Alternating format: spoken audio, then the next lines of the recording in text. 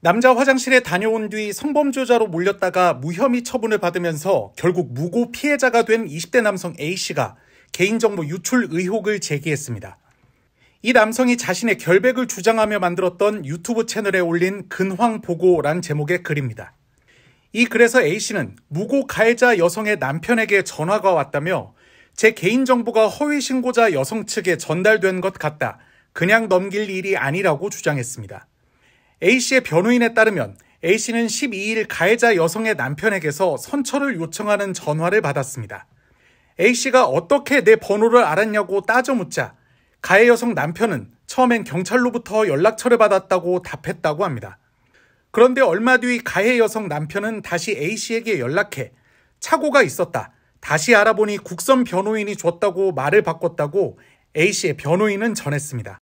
가해 여성 남편은 그러면서 국선 변호사 신청서란 문서 한 장을 보내왔는데 그곳에는 A씨의 이름과 연락처를 비롯해 아파트 동호수까지 적힌 집 주소 등 주요 인적사항이 모두 적혀 있었습니다.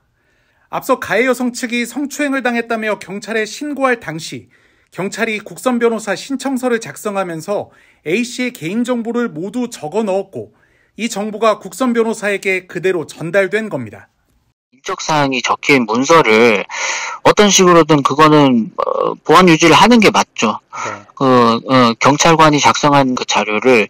왜 국선 변호사한테 그대로 보내주게 되고 결국엔 당사자가 그걸 보고 직접 연락이 온 거잖아요. 네. 그거는 당사자 인권 사건 관계인들의 인권 보호나 어떤 이제 안전의 문제에도 직결되는 문제인데 굉장히 부적절하다고 저는 생각이 들어요. A씨는 전화번호만 알려줬다고 해도 말이 안 되는 일인데 주소까지 알려진 게 솔직히 무섭다며 혼자 사는 것도 아니고 가족들이랑 같이 사는데 해코지 당하면 어떡하냐고 걱정을 토로했습니다. 이 집 주소가 노출되면은 어디에 살고 있는지 어떤 동네인지 이게 이제 상대방이 파악이 가능하다는 일이고요. 네. 사건의 특성에 따라서는 보복 범죄로까지 이어질 수 있는 안전에 관한 문제까지로도 불거질 수 있는 여지가 충분히 있는 상황입니다. 경기 화성 동탄경찰서 측은 A씨의 개인정보를 직접 전해준 적이 없다면서도 여성 측 변호인에게 정보 사본이 전달되는 과정에서 연락처나 인적사항을 가리지 못하고 준 걸로 추정된다고 해명한 것으로 전해졌습니다. 헬스장 화장실에 다녀왔다가 성범죄자로 몰렸지만 무혐의 처분을 받은 20대 남성 A씨가 무고죄의 피해자로 어제 경찰 조사를 받은 뒤 사과하겠다던 경찰의 태도가 실망스러웠다고 주장했습니다. A씨는 자신의 유튜브 채널에서 변호사와 함께 동탄서에 방문해 조사를 받았다며 강제추행 혐의로 피의자가 됐던 전과 반대로 이번에는 무고죄 피해자로서 조사받았다고 말했습니다.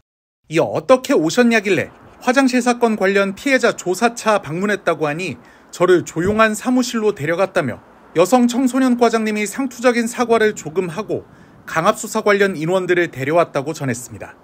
A씨는 여성 청소년 강력팀장과 팀원 2명, 떳떳하면 가만히 있으라고 말한 수사팀 1명이 왔다며 당연히 보자마자 죄송합니다가 나올 줄 알았는데 팀장은 궁금한 것 있으면 물어보라더라고 주장했습니다. 그래서 A씨는 내가 취조하러 온 게 아니다. 먼저 보자고 한 것도 아니라며 경찰이 사과하겠다고 부른 것 아니었냐고 물었고 그러자 경찰은 수사하려다 보니 어쩔 수 없었다는 식으로 대답했다고 전했습니다. 이어 A씨는 유일하게 떳떳하면 가만히 있어 발언을 한 수사팀원만 진정성 있게 사과하길래 이럴 거면 왜 보자고 했나 싶었다며 더 당황했던 건 한 분이 제 말을 끊으려 했고 그분은 방에 들어올 때부터 똥 씹은 표정에 전혀 미안해하지 않았다고 주장했습니다. 또 한 분은 표정마저 사실은 저희가 그냥 개인적인 감정이 있어서 그렇게 느낀 것이 아니라 그건 누가 봐도 그냥 이제 뭔가 불만인 상황으로 느껴졌어요. A씨는 제가 말 끊지 말라 했더니 언짢아 하길래 사과할 생각이 없냐 물으니 미안하다고 하긴 했다면서도 마지못해 하는 느낌이어서 마치 내가 악성 민원인이 된 것 같았다고 덧붙였습니다. 당황스러웠고 굉장히 억울했다 이런 얘기를 막 하고 있는데 중간에 또 끼어드시려고 하더라고요. 자기 얘기를 한번 들어봐라 이러면서 또 앞서 경찰은 A씨가 사과를 받아줄 용의가 있다면 직접 찾아가 사과 말씀을 전할 것이라며 대면 사과는 수사팀장과 A씨에게 반말한 직원, 떳떳하면 가만히 있어라 발언을 한 직원 등이 함께 가서 할 계획이라고 밝혔습니다.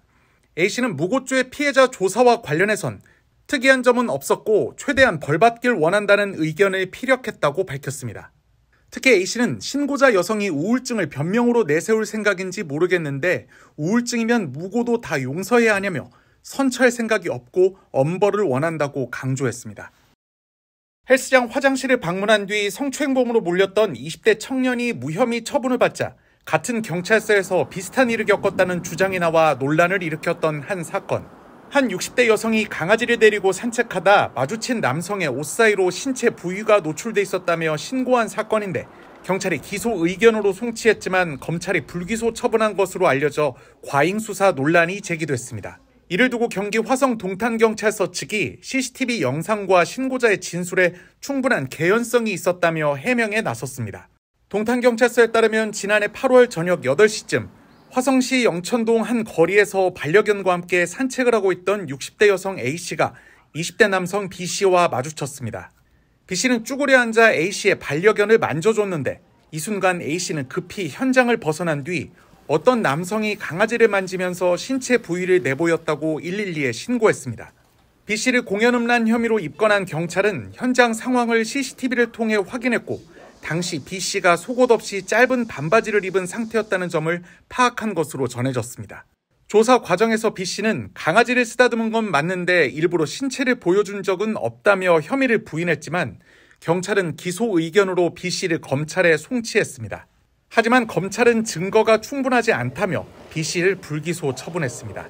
경찰은 CCTV상 피해자가 깜짝 놀라 달아나는 장면과 피해자의 진술 등을 종합해봤을 때 혐의가 충분히 인정된다고 봤다고 밝혔습니다. 또 글쓴이가 주장한 대로 유도신문과 성적 수치심을 유발하는 발언을 한 사실도 없다며 당시 여성수사관이 조사했는데 상식적으로 남성을 상대로 그런 말을 했겠냐고 해명했습니다.